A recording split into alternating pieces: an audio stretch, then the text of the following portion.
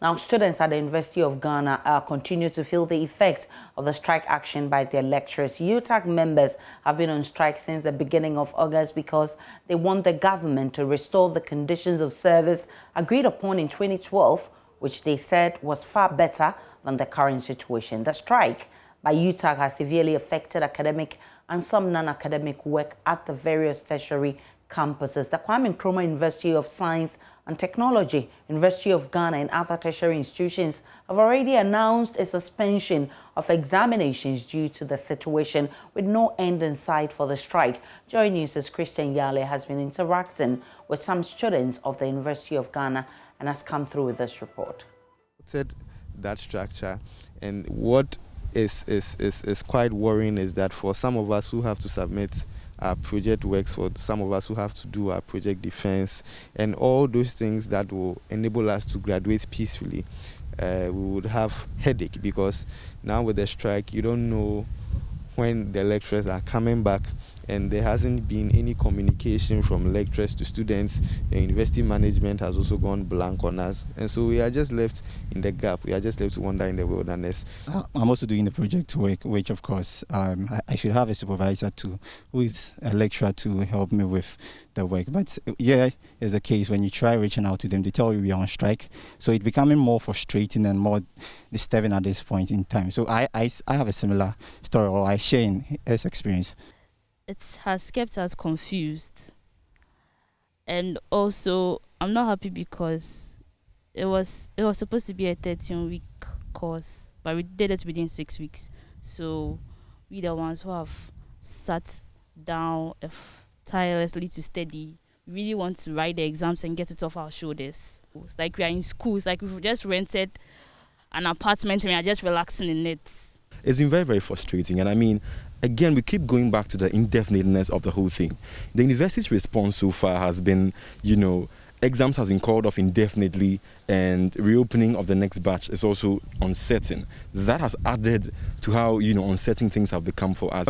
Basically, they're all calling on the University Teachers Association of Ghana and the government to, sit together and bring enhanced solutions on the table. The strike has led to the postponement of examinations, the end of semester examinations in the University of Ghana, together with the University of Science and Technology, the Kwame Nkrumah University of Science and Technology.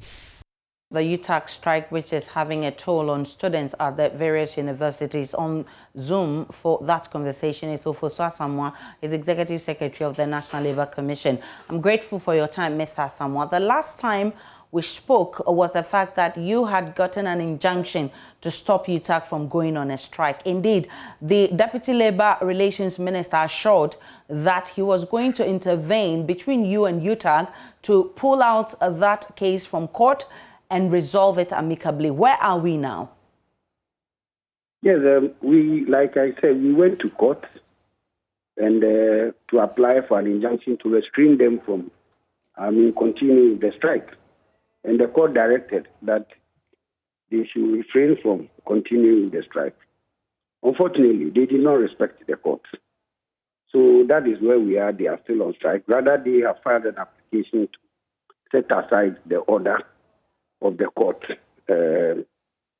which was granted on the 6th, and is scheduled for the 16th for the court to be heard. And we were also given 10 days after we to come on notice to the court. So on the 16th, I think we will meet in court. Did that meeting between you and the Labour Relations Minister plus UTAG happen at all?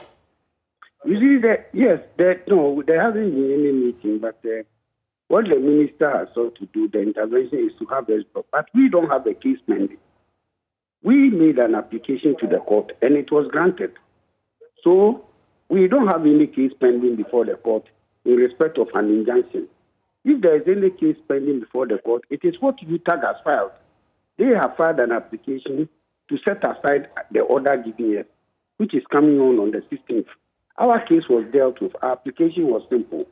Restrain them from going on the strike. And the court granted the order to restrain them. You see? So that is done with. It is they now have gone to court to set that order aside. So if there's anything pending in court, it is what they have filed, which is scheduled for the 16th. All right. So as it stands now, what will be the next action for NLC? The next action is to appear in court to defend what they sought to set aside. So as it stands now, they're going to be on strike until that court case has ended. It is for them to decide. The court has ordered that do not continue with the strike. And you have said you will not respect the court order. You are ready to go to prison. I'm sure you have heard everything. And the same court which gave the order, you have applied to the court which you disrespected, that you want to set the order aside. Which order are you setting aside? Is it the one you disrespected or respected? After all, you say you not respect the order is bogus. So why are you going to court to set it aside? So it is for the court to determine on the 16th when we reach. Mr. Sama, are there other mechanisms to deal with this matter aside going to court? The best mechanism is for them to appear before the commission, is for them to engage with government to have the matter settled. That is the best. What do you want? You want your conditions of service. Who has the power to improve the conditions of service or maintain it? It is the government. Who has the power to mediate in case there is an impasse between the two of you? It is the National Labour Commission. And you will not engage government, and you will not allow Labour Commission to mediate, and you will not respect the court. So what would they want us to do? But there has been engagement over this matter for quite some time now. Why haven't we had a resolution? Between them and government. So that if there is a disagreement or they are unable to reach a settlement, the only body with the mandate to come in is the National Labour Commission. And this is the case where National Labour Commission is coming in, and we have faced all sorts of accusations, doing government business, being put there. In some cases, I'm alleged to be on Article 71 because I'm enjoying my salaries have been increased.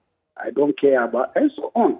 So if the man who has the power to mediate, right, or help you solve your problem, you are trying to, I don't know how to put it, degrading, criminalizing, or, giving a bad picture in the eyes of the public, how would we go on? That is the unfortunate aspect of this whole issue.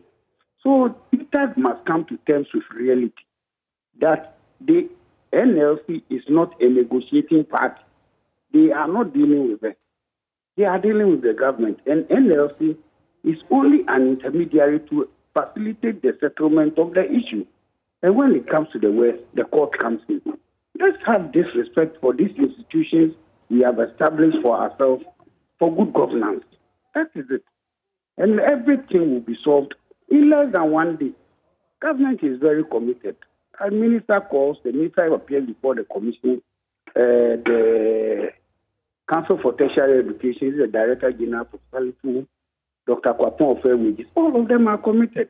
So I don't see why UTAG will not come and sit at the table, but rather will sit back and try to chastise everybody. It's unfortunate.